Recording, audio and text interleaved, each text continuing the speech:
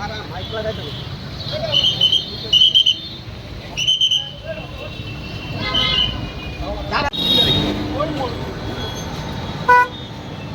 भी बात हुआ है वो मैं विस्तार से बाद में बात करूंगा, लेकिन हमने अपना पॉइंट रखा है, उन्होंने भी अपना पॉइंट रखा है एंड हम लोग आशा करते हैं कि ये बात अच्छी तरीके से आगे बढ़े और त्रिपुरा में सबका बेनिफिट हो। सर तिप्रासा का बारे में क्या बातचीत हुआ? जो भी बात हुआ है वो हम बात प्रक्रिया चल रही है, लेकिन ये वेलकम स्टेप है कि हम लोग बात कर रहे हैं।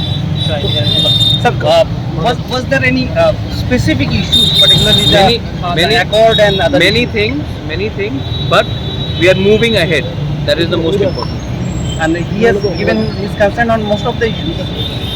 As I said, we are moving ahead. We are not going back. You are not going back. We are moving ahead. Thank you.